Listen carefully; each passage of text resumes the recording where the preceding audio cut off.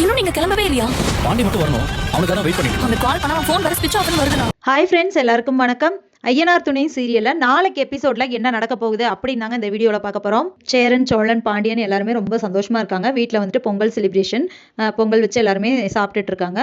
அதுக்கப்புறமா வந்துட்டு எல்லாருமே வந்துட்டு ஜோடி ஜோடியாக ஃபோட்டோ எடுத்துகிட்டு இருக்காங்க. இதை பார்த்துட்டு வானதி வந்து அவங்களா ஃபோட்டோ எடுக்கிறாங்க. நீ வா பாண்டி, நம்மளும் ஃபோட்டோ எடுப்போம் அப்படின்னு சொல்லிட்டு பாண்டி கூப்பிட்றாங்க.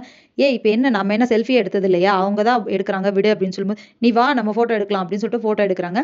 அதுக்கப்புறமா அவங்க வந்துட்டு எல்லாத்துக்கு முன்னாடி சொல்லிடுறாங்க, எங்கள் வீட்டில் வந்து பாண்டியை கல்யாணம் பண்ணிக்கிறதுக்கு ஓகே சொல்லிட்டாங்க அப்படின்னு சொல்கிறாங்க. எல்லாத்துக்குமே ரொம்ப சந்தோஷம்.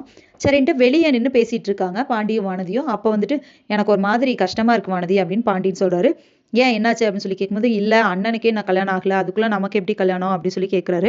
அதுக்கு என்ன செய்ய முடியும், உங்கள் அண்ணனுக்கு கல்யாணம் ஆகலான்னு நம்மளும் கல்யாணம் பண்ணாமல் இருக்க முடியுமா அப்படின்னு சொல்லி கேட்குறாங்க. இதுவே பாண்டிக்கு வந்து ரொம்ப கஷ்டமாக இருக்குது. என்னடா இது எப்படி பேசுகிறாளே அப்படின்ட்டு. சரி ஓகே, நீ சொல்கிற மாதிரியே நம்ம கல்யாணமே ஆனாலுமே நம்ம வந்துட்டு எந்த ரூமில் இருப்போம், ஒரே ரூம் தான் இருக்குது, எந்த ரூமில் நம்ம இருக்க முடியும் அப்படின்னு சொல்லி கேட்குறாங்க.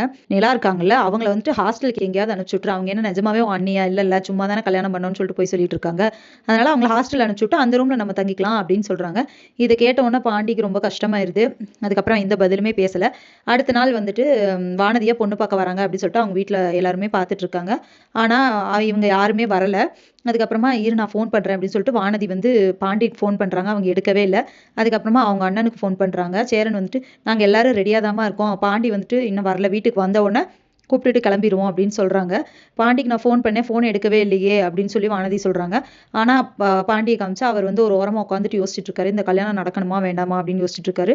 அந்த டைமில் வந்துட்டு இங்கே நிலா வந்து வீட்டை விட்டு அனுப்பிட்டு அவங்க ஹாஸ்டலுக்கு அனுப்பிட்டு நம்ம அந்த ரூமில் இருந்துக்கலாம் அப்படின்னு சொன்னது, ப்ளஸ் எல்லாத்தையுமே இது பண்ணி சொல்கிறத யோசிச்சுட்டு இருக்காரு.